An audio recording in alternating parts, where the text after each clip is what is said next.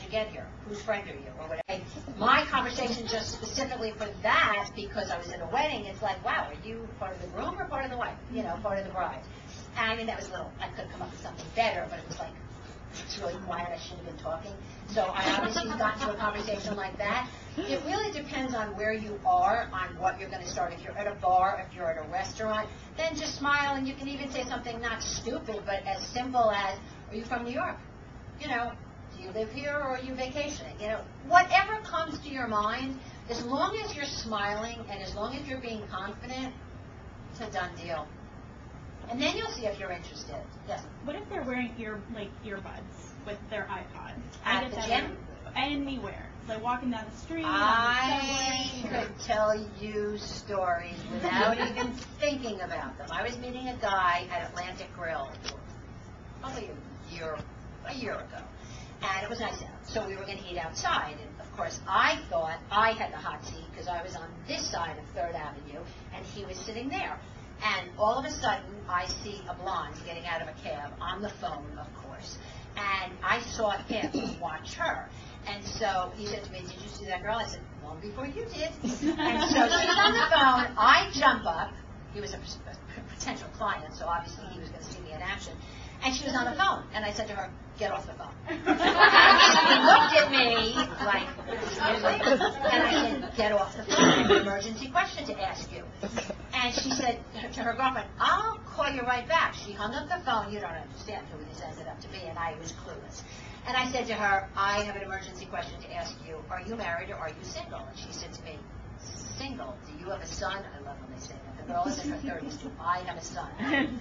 That's right. Start with me on the wrong foot. No, I have a son old enough to go out with you. One thing led to another in less than 2 seconds, and Bobby was watching this the entire time. He was literally pulling his checkbook out of his pocket as I was talking to her.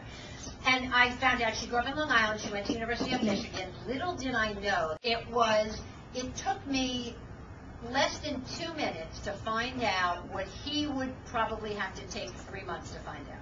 I mean, from age, religion, just broke up with a boyfriend, never been married, went to Michigan, parents live in Long Island. I mean, I got the whole spiel in 2 minutes, literally 2 minutes. Did he marry her? I have, what? Did he marry her? Oh, I didn't fix him up with her. He said to me, I want to meet her. I said, did you give me a check that I by mistake put in my pocket? You don't get first dibs on her. Sorry. I love it. He hasn't hired me yet either. You know, he's handling it, I don't handle. You know, I have been at the gym where men always for a plug. It's very simple. Take out your iPod. Take out your iPod. And trust me, they'll do it because men are almost flattered and turned on by the balls and the confidence and the chutzpah that somebody will have to be able to go up to somebody and say, take out your earphones. I do it all the time. Because I fluctuate, I go between Equinox, LA Sports, and Reebok, depending on the day. Because obviously there's different people at all the gyms, so I have to hop from gym to gym. And I can't even begin to tell you how many guys some of them I literally pulled them out. You know, it's just... It's different when you do it. You know what? Number one, they have no idea, A, that I'm married, and B, that I'm married. But what I'm saying is the attitude that you're taking when you do it is different than if I don't have to feel comfortable doing that. And because I want something different from them than you want. You want one set of issues from them. But how do you